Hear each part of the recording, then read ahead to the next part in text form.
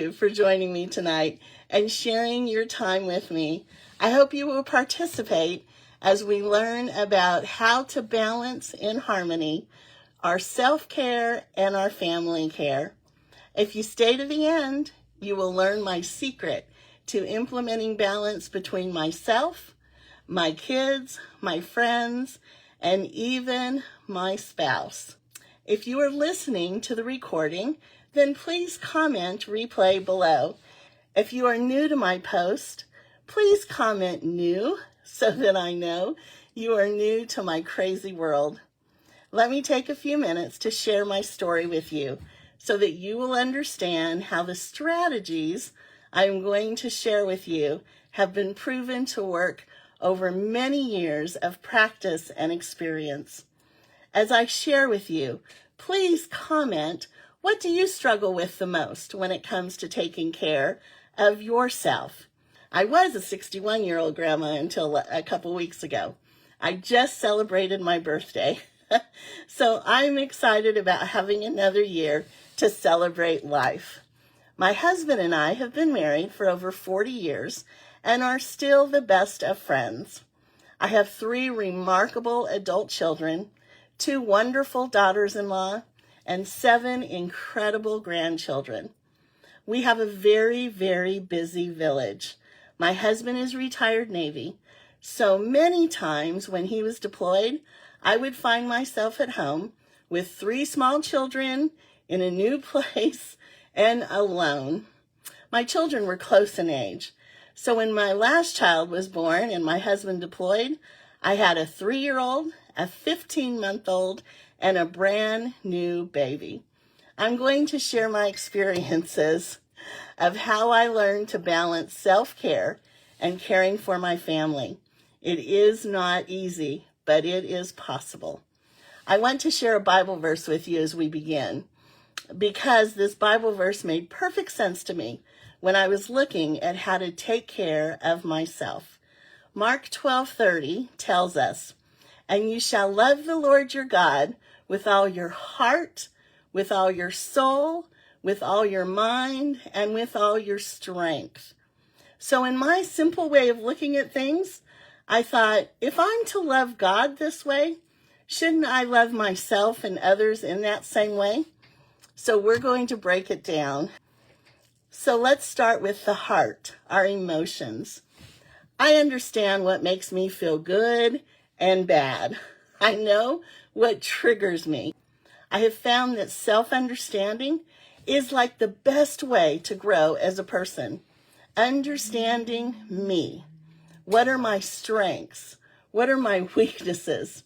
So here are a few simple techniques that I have learned to use when my emotions get triggered.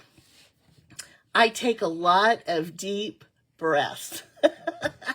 Sometimes it takes more than just one breath. I find myself down in a hole.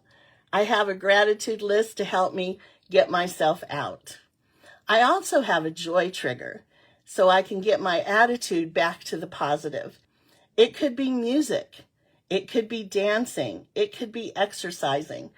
Write down for us in the comment if you have something that you do that triggers you to bring you back into a positive attitude. Journaling is a great way to allow you to vent as you work through the emotions that you are feeling. Now let's take care of our soul, our spiritual well-being.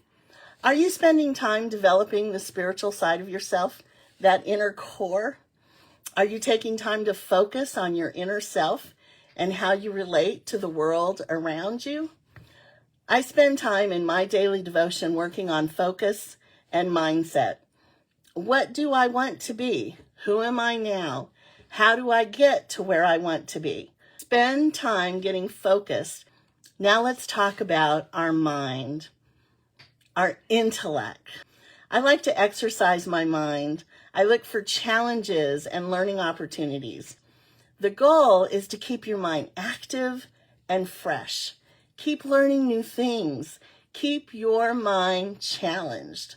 This next one, strength, is probably my biggest challenge, as you can see. Our strength, our physical well-being, our health. This is the area that I've struggled with for years. We only have one body. How am I treating it?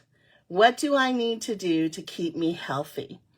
I know I need to exercise and stay active every day. I also know that I need to stay hydrated and drink the right amount of water. We need to have balanced diets. We need to get enough sleep.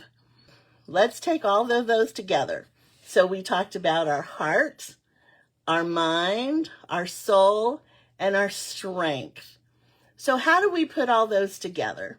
We can take our activities that we do and evaluate them against the 4 E's. So think about the activities that you do. When you look at those activities, are you educating yourself? Are you encouraging yourself? Are you entertaining yourself? Are you empowering yourself? What's important is that you're consistent and you give it quality time. So let me recap this for you. Taking care of yourself is about your heart, soul, mind, and body. Learn to engage yourself by participating in the 4 E's. Educating, entertaining, encouraging, and empower. So that's how we take care of ourselves. Now let's talk about taking care of the needs of our family, our friends, or the people that have priority in our lives. Guess what? We meet the needs of our family and friends the same way that we take care of our needs. It's all about the heart, mind, soul, and strength. Let's talk about the heart. Are we meeting the needs of our family emotionally? Are we spending time having quality conversations? Quality conversations are the cornerstone of understanding someone's emotional well-being. Are you an active listener? Do you pay attention? I think we just lost power. What are their strengths? What are they really good at? What are their weaknesses? What makes them sad? What makes them happy? What do they struggle with? Who do they want to be? And what are their goals? That's their heart. Now let's talk about their soul. Are you helping them to grow spiritually? Are you helping them to understand how they fit into the world around them? Are you helping them find value in who they are? Let me give you an example about what my son does with his family. He has 3 girls, and what they talk about when they have their devotions is after they read their Bible verse, they have to go around in a circle and everyone discusses something that happened to them today. They discuss something good. They discuss something bad. They discuss something they learned, and they discuss something that they need to work on. That way, everybody in the family is engaged in what's going on in each other's life. So really the key is communication. Now let's talk about the mind. Am I working to help them grow intellectually? This one is so important.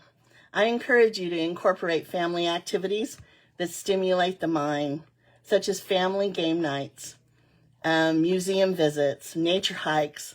Look for opportunities to teach life lessons. Look for opportunities to communicate with each other and to help them to grow.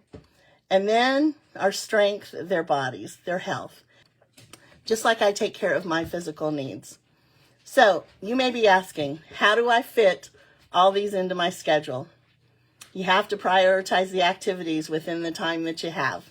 I want you to remember one thing that I want to share with you as we end. You are more than you are today, and you are more than who you think you can be. I appreciate you. Let's go out and together, let's be more.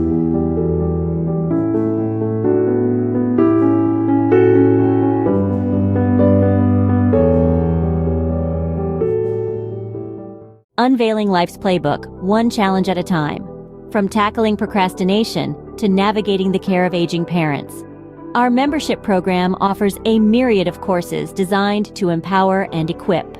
10 categories from finance to fitness, all aimed at overcoming. Don't just survive, thrive. Join us and let's redefine the game of life together.